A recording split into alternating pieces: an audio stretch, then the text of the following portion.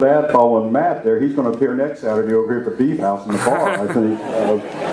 That type of thing. I am Jenna's dad, Craig, not Chris. And for those of you who don't know me, that type of thing. Excuse me. For the last few weeks, everywhere I go, everyone's been asking me, are you ready for the big day? Ladies and gentlemen, I can tell you I've sit through 17 dress reviews, 6 queen pageants, and 17 weddings that the bride has been a party of. I was ready for today. I'm wearing a coral tie to prove that. That type of thing.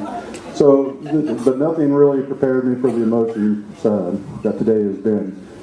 Jean and Julie and Matt, we welcome you to our family and hope that we spend many years together here and look forward to that. The worship team, Bill Collins, Chris Collins, and Lisa Mannering, and Brooke, they did an outstanding job. Can we give them a round of applause? I thought God was truly honored today in that service, and I just felt that was really good. Isaac has been yielding to Jenna not only today, the colors would have been the Green Bay Packers, green and yellow, and that type of thing, but he has been very patient the last 6 years dating her. He's given up a really good job and came over here. His devotion in trying to recruit her to be his bride was absolutely amazing. And I think, if you agree with me, he got a very stunning bride today. So,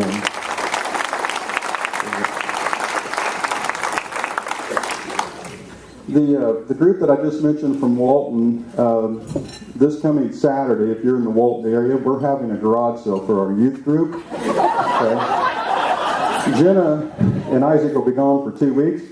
My house is very full of her stuff, and Isaac informs me that her closets in LaPorta are already full. Okay, so if you need a deal on boots, belts, formal prom dresses, or anything like that, just make sure you're at the Walton Christian Church garage sale next week. I think there's even a few training bras in there, so we'll make that work for you.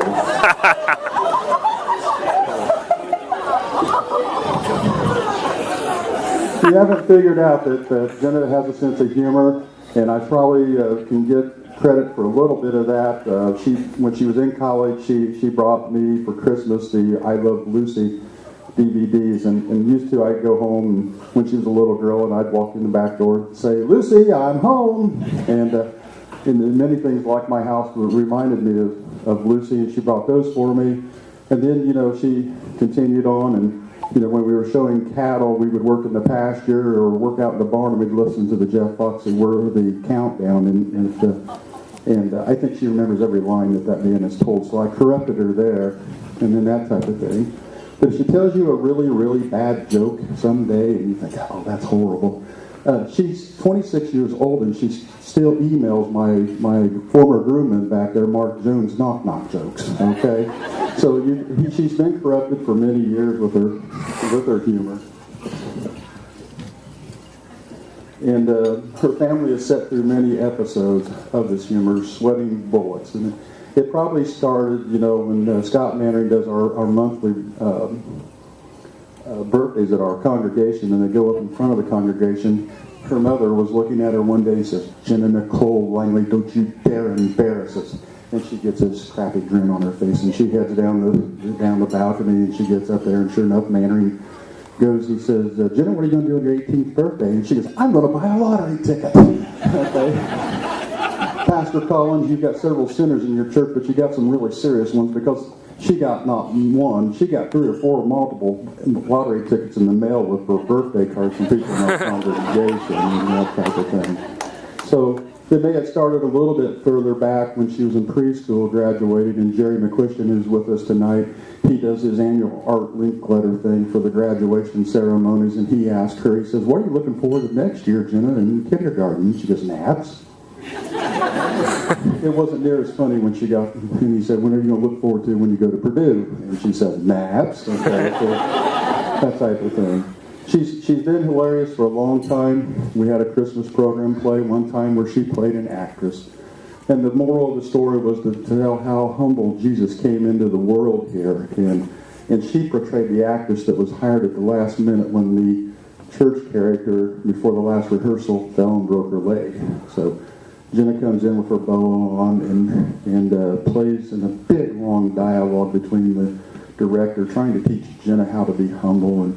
And she finally looks at him and she says, "You want humble? I can be humble."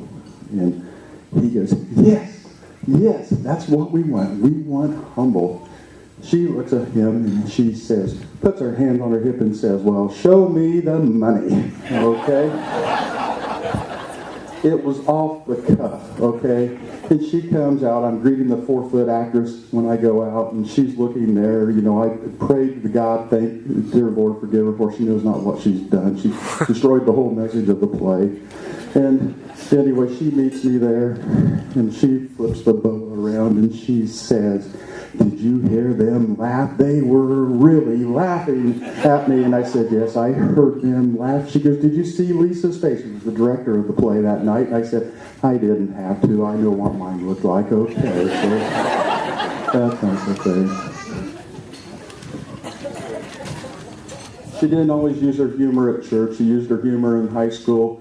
And one night we were at the high school variety play. She comes out as Scary of the Spice Girls. Okay, if you've ever seen Scary of the Spice Girls, it's kind of scary. Okay, she goes bouncing across the stage singing this. "Yo, you tell me what you want, what I really, really want. So you tell me what you want, what you really, really want, what I want, what you really, really want." I said, zag, oh. Ladies and gentlemen, I'm here to tell you, we have several Lewis Cast people here, including Matthew, just past the bar. And I'm sure you that she didn't learn zigga, zigga, zigga, zigga, yow at Lewis Cast High School. Now, she might have heard the word yo, but she didn't learn zigga, zagga, yo. But she's used her talent of rhyme and timing, the gift that her mom has given her. And she used that to impress people, though, when she was the 500 Princess down at the Westin Hotel. And she represented Purdue and Walton very, very well. As you've heard tonight, she also used that that gift of rhyming and timing to do a rap to Will Smith's The Prince of Bel-Air, okay, last year at Tara's. And if you stick around toward the end of the reception here, I'm sure she can add another verse on Tara's edition, that we saw there. She went to Kansas City, and the American Agricultural Futures of America decided to tap her to do something serious this time. They tapped her as the co-MC of a very large event at the Hallmark Center. And I'm there, I'm nervous for her, and I said, she goes, "Well, Dad," she goes, "I'm going to be co-MC with this guy from Chicago named Orion Samuelson." She goes, "You ever heard of him?" And I said, "Have I ever heard of him?" I said, "Yeah." I said, "He's the guy sometimes on the radio with that really famous ag announcer, Gene Blue, over there in Illinois." Okay, so yeah, she's used that.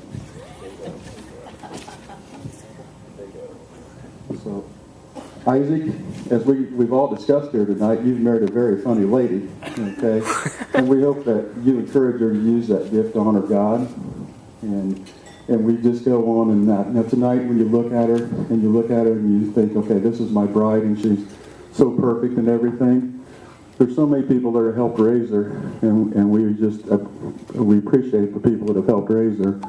But if you get to those moments where we're like in Ricky and Lucy, and you're ready to speak Cuban, you just remember somewhere along the line you screwed her up, okay? Okay. Giving the Ricky and Lucy theme, Ricky and Lucy face many challenges, but you'll face many challenges in life, and I'll give you some practical advice here. In Romans 8:26 and 28, if it's paraphrased here, the moment we get tired and waiting, God's Spirit is right alongside helping us along. If we do not know how or what to pray, it doesn't matter. This Spirit knows us far better than we know ourselves and keeps us present before God. That is why we know that in all things, God works for the good of those who love Him. On behalf of the Langley and Blue families, let's please raise another toast to the newlyweds. Here, here. Okay. Before I put the mic down, don't forget the rummage cell. Thank you, Trey.